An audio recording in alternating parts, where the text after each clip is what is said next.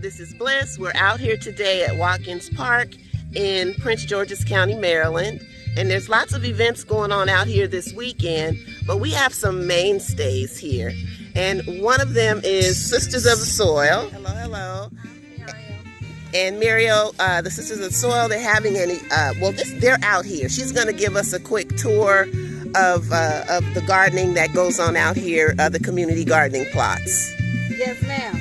So this is called the Urban Farm Incubator at Watkins Park. It is about 12 to 15 acres here, and we have 10 farmers that each have a half-acre plot inside here. I'm Sisters of the Soil Community Farm. Everyone is a profit or non-profit organization in here. We have shared tools, shared water, shared hoop houses, access to water and electricity, and cold storage. Awesome. Those are the shared things. Everything else is for us to provide for ourselves, because we're all businesses, and the idea is to help us catch a break, basically, and get a leg up in the industry, because it's very difficult to really get started, and land tends to be one of the biggest resources that are the most challenging to acquire. So awesome. It helps us with that. So to the left here is my plot. We grow a lot of culturally relevant crops to the African American community, Afro-Caribbean crops, butternut squash, seeded watermelon, Scotch bonnet peppers, fish peppers, collards, kale, sweet potatoes. How did your peppers do this year? My hot peppers didn't do so well. Man, the hot peppers were peppering. Yeah, these are some habaneros coming through. And then further back, there's yellow Scotch bonnets and red Scotch bonnets. All right, love it. They're doing well. We just harvested these last Tuesday, so there's not a whole lot of color action right now. And so you market, you said, to the local... So we sell to the Capital Area Food Bank. We sell to the Black Food Truck. We sell to Capital Market. And we have an on-farm farmers market that we do the first and third weekends of the month. Those are our main sources. We plan on starting a CSA to start in the spring. Okay. So we're excited about that.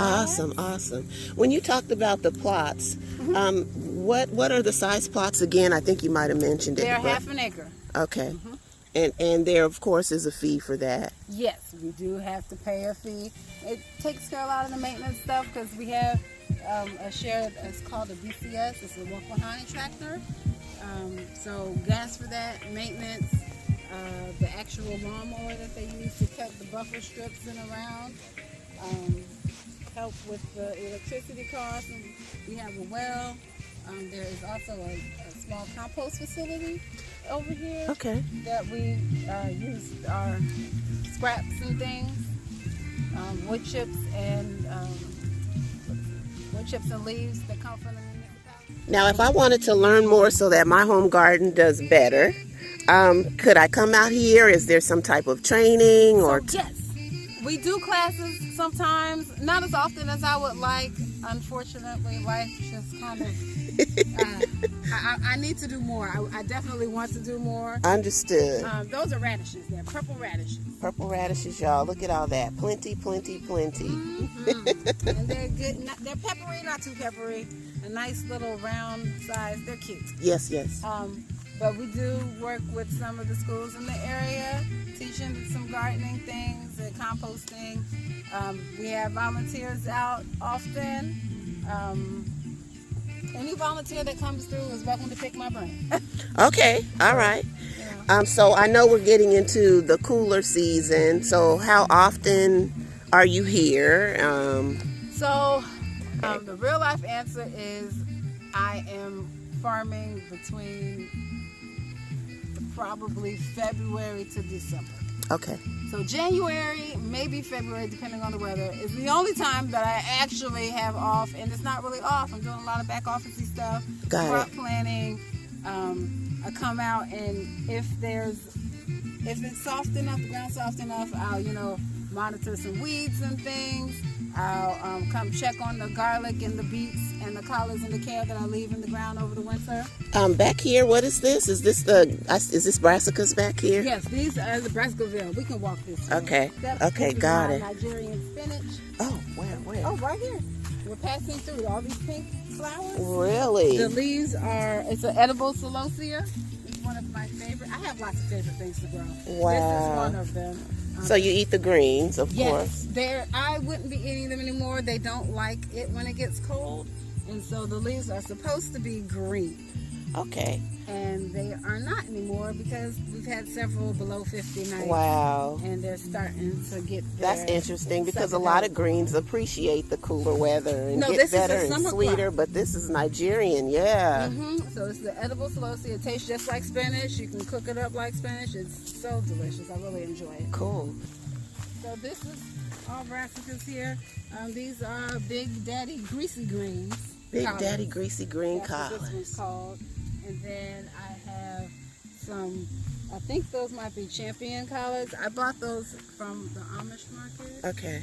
And Tuscan kale is also hidden in here. Okay. I've got the last survivors of the zucchini. I will be growing some Fuzzy's cabbage collards in these beds. Okay. I see your lacinato there. Very nice. For seed for the Ujama Seed Collective. Okay. Y'all have any transplants you want to give away today? Unfortunately, I don't have any transplants. These guys are. I'm trying to finish filling out these beds so I don't have to pull up the row cover. Yeah. I wish I did have enough because I ran out.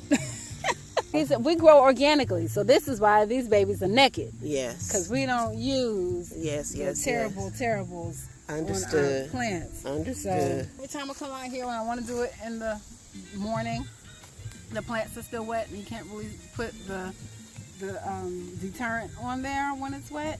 The idea is to put the deterrent on and cover them with the net. Yeah. That will keep the bugs. That'll keep it down. That's work. That's work. Is neem oil okay? I do, no, I don't make my own. I use neem oil. But so neem oil, you got to mix it with warm water and soap so that it will carry and what's the word? Emulsify. Okay. That's what you'll want to do to use that. It doesn't work on every bug. It works mostly on soft body bugs like aphids. Okay. If you're working with the greens and you've got worms, you'll want to use the organic method would be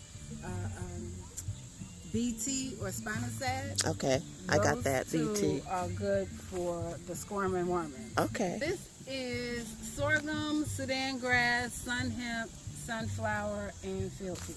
Okay, so this will get it all ready for the next season. I'll be mowing it down. I was supposed to have mowed it down a couple weeks ago, but the sorghum started popping, and I'm such a plant nerd. I want to know what it looks like. Yes, I understand. I understand. So I haven't mowed it, but I'm so intrigued.